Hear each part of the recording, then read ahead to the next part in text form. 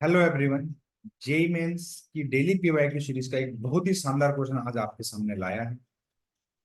ये question maximum और minimum के कॉन्सेप्ट के ऊपर है। और याद रखिएगा, ऐसा क्वेश्चन हर साल जेई मेंस में पूछा जा रहा है। इस पैटर्न का क्वेश्चन तो आपको ध्यान से समझना है। अगर आपको एक बार प्रोसीजर समझ में आएगा, कोई भी इस टाइप का क्वेश्चन आएगा आप उसको कर लेंगे। तो मैक्सिमम मिनिमम टाइप का क्वेश्चन से क्या मतलब है, ध्यान से देखिएगा।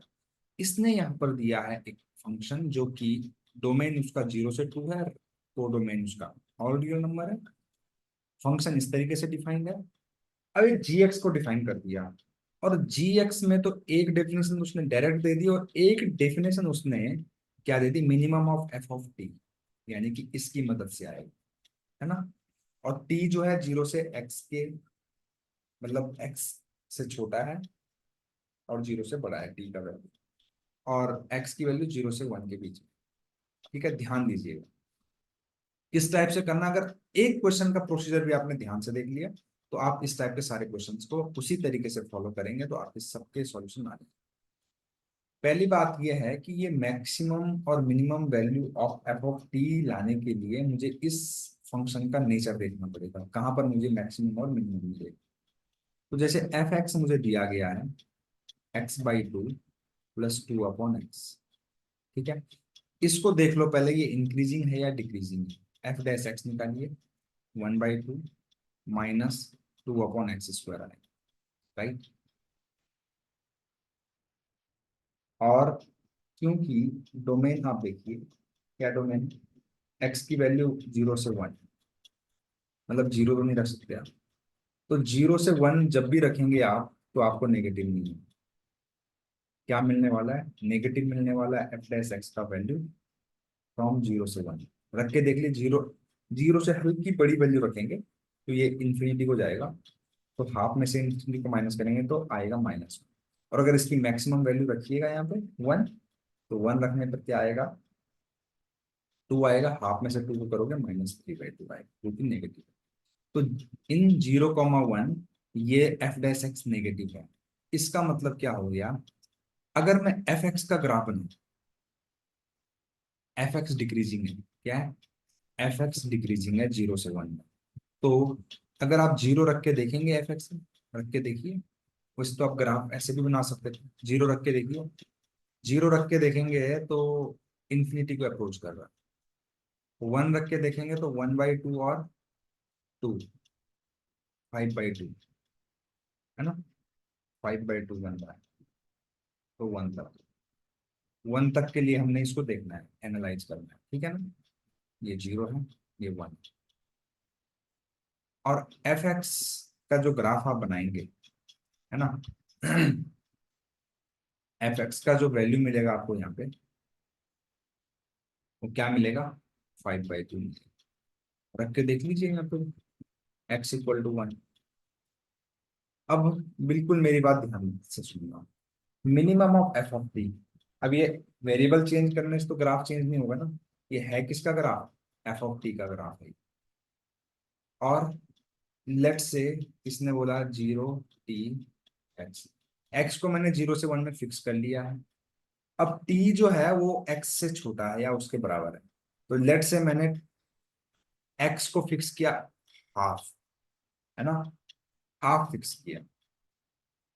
तो एफ ऑफ टी की मिनिमम वैल्यू मुझे कहां पे मिलेगी, एफ ऑफ 0 पे मिलेगी। मतलब 0 से लेकर हाफ के बीच में एफ ऑफ टी मिनिमम कहां पे मिलेगा, क्योंकि डिक्रीजिंग ग्राफ है, तो कहां पे मिलेगा, मुझे हाफ पे मिलेगा। समझ रहे हैं ना, मतलब कि एफ ऑफ हाफ जो होगा ना, वो लेस देन एफ ऑफ 0 होगा। समझ रहे हैं आप बात को। इसी तरीके से अगर मैंने एक्स की वैल्यू को 3/4 लिया, है ना, तो टी की वैल्यू 0 से लेकर 3/4 के बीच में होगी।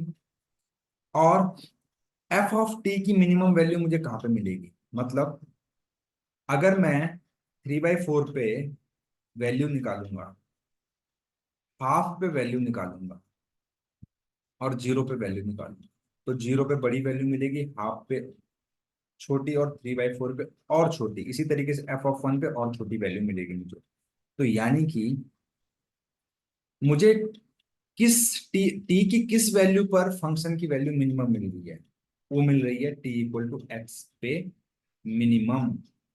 तो यहां से मुझे समझ में आ गया कि मैं क्या करूंगा, यहाँ पे पूरे एक्स से रिप्लेस कर दूंगा और यहाँ पर पूरा ग्राफ आ जाएगा मेरा ये वाला। समझ में आया? मतलब मुझे टी इक्वल टू एक्स पर हमेशा मिनिमम ग्राफ मिल रहा है। तो एक्स की वैल्यू 0 से 1 में है ना? तो मतलब टी इक्वल टू एक्स पे मिनिमम ग्राफ मिल रहा है, इसका मतलब जी एक्स का जो वैल्यू है दोस्तों, जी एक्स का डेफिनेशन है वो x/2 प्लस 2/x मुझे मिलेगा जब क्या है, 0 से 1 के बीच में है x।